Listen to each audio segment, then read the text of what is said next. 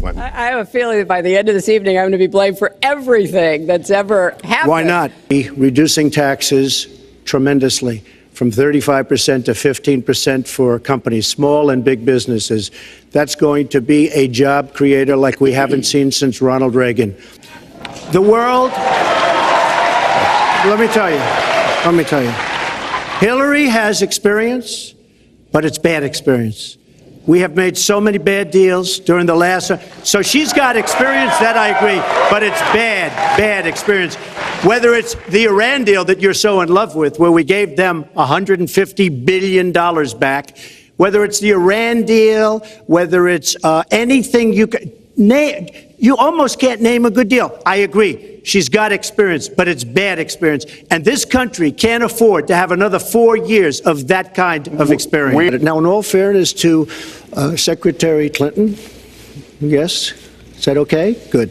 I want you to be very happy. It's very important to me. But in all fairness to Secretary Clinton, when she started talking about this, it was really very recently. She's been doing this for 30 years. And why hasn't she made the agreements better? The NAFTA agreement is defective just because of the tax and many other reasons, but just because of the fact. Let me interrupt just a moment. Secretary Clinton and others, politicians, should have been doing this for years, not right now because of the fact that we've created a movement. They should have been doing this for years. What's happened to our jobs and our country and our economy generally is, look, we owe $20 trillion. We cannot do it any longer, Lester. He said back in 2006, gee, I hope it does collapse because then I can go in and buy some and make some money. Well, it did collapse. That's called business, by the way. Because they can't get together. Because we have a president that can't sit them around a table and get them to approve something. And here's the thing. Republicans and Democrats agree that this should be done. $2.5 trillion. I happen to think it's double that. It's probably $5 trillion that we can't bring into our country, Lester. And with a little leadership, you'd get it in here very quickly, and it could be put to use on the inner cities and lots of other things, and it would be beautiful. But we have no leadership.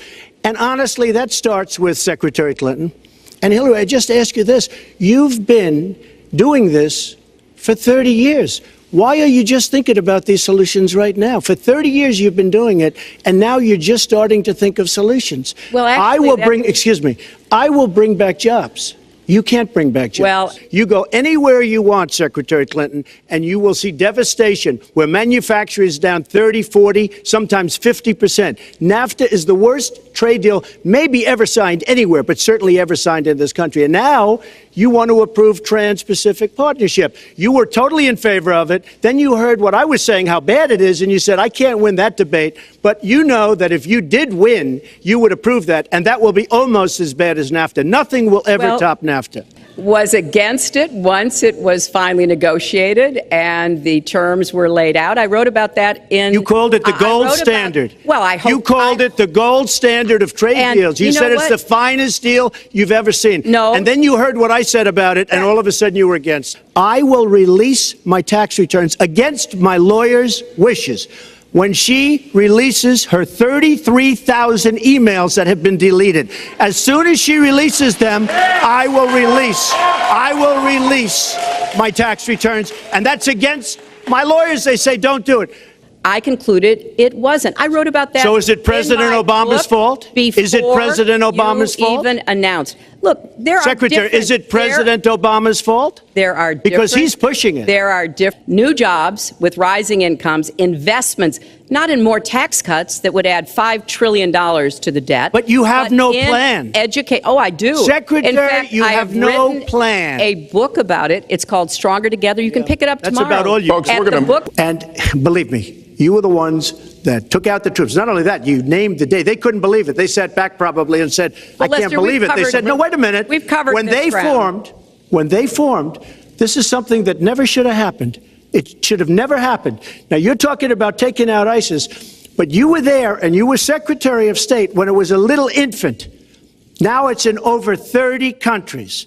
And you're going to stop them? I don't think so. Secretary Clinton is talking about taking out ISIS. We will take out ISIS.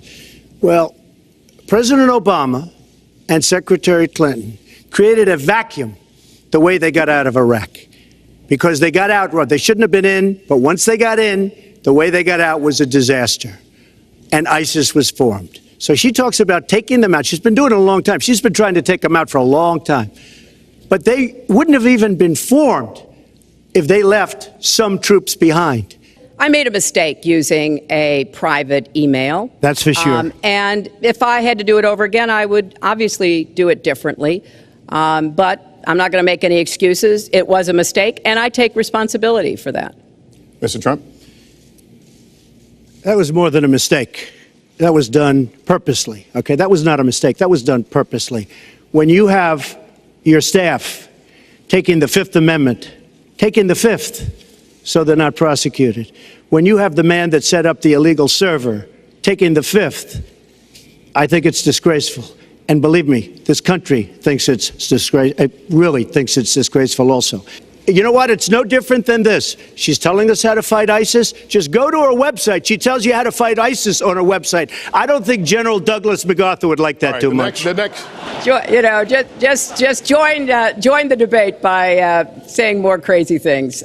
Now, let me say there's nothing crazy about not letting our companies bring their money back into their country. She talks about solar panels. We invested in a solar company, our country. That was a disaster. They lost plenty of money on that one. Now, look, I'm a great believer in all forms of energy, but we're putting a lot of people out of work. Our energy policies are a disaster. Our country is losing so much in terms of energy, in terms of paying off our debt. You can't do what you're looking to do with $20 trillion in debt. The Obama administration, from the time they've come in, is over 230 years worth of debt, and he's topped it. He's doubled it in a course of almost 8 years, 7.5 years to be semi-exact. Mr. Trump, typical politician, all talk, no action. Sounds good, doesn't work, never going to happen. Our country is suffering because people like Secretary Clinton have made such bad decisions in terms of our jobs. The day Obama goes off and he leaves and he goes out to the golf course for the rest of his life to play golf, when they raise interest rates, you're going to see some very bad things happen. You are going to approve one of the biggest tax cuts in history. You are going to approve one of the biggest tax increases in history. You are going to drive business out. Your regulations are a disaster, and you're going to increase regulations all over the place. And by the way, my tax cut is the biggest since Ronald Reagan. I'm very proud of it. It will create tremendous numbers of new jobs. But regulations, you are going to regulate these businesses out of existence. When I go around, Lester, I tell you this, I've been all over. And when I go around, despite the tax cut, the things that business and people like the most is the fact that I'm cutting regulation. You have regulations on top of regulations, and new companies cannot form, and old companies are going out of business, and you want to increase the regulations and make them even worse. I'm going to cut regulations, but I'm going to cut taxes big league, and you're going to raise taxes big league. We're just opening up on Pennsylvania Avenue, right next to the White House. So if I don't get there one way, I'm going to get to Pennsylvania Avenue another. The African-American community has been let down by our politicians. They talk good around election time, like right now, and after the election, they said, see you later, I'll see you in 4 years. The African-American community, look, the community within the inner cities has been so badly treated.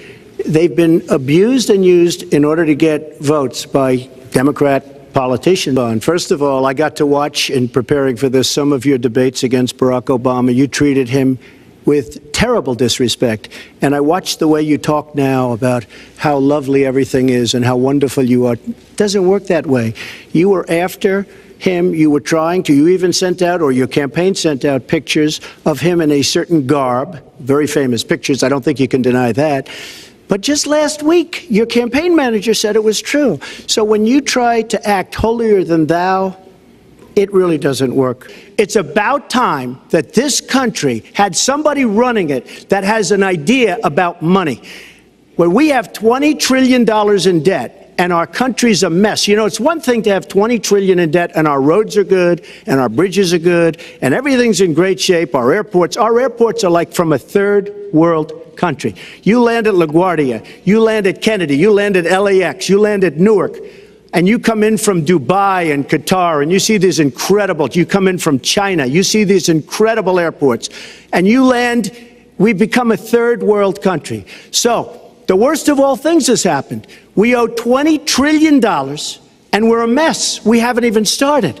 I don't think anybody knows it was Russia that broke into the DNC. She's saying Russia, Russia, Russia, but maybe it was. I mean, it could be Russia, but it could also be China. It could also be lots of other people. It also could be somebody sitting on their bed that weighs 400 pounds, okay? I agree with her on one thing. The single greatest problem the world has is nuclear armament, nuclear weapons. Not global warming like you think and your president thinks. Secretary Clinton talks about people that didn't get paid. First of all, they did get paid a lot, but taking advantage of the laws of the nation. Now, if you want to change the laws, you've been there a long time, change the laws. But I take advantage of the laws of the nation. Hey, if you enjoyed this video, don't forget to like, comment, share, and subscribe if you'd like to see some more. Thank you so much for watching.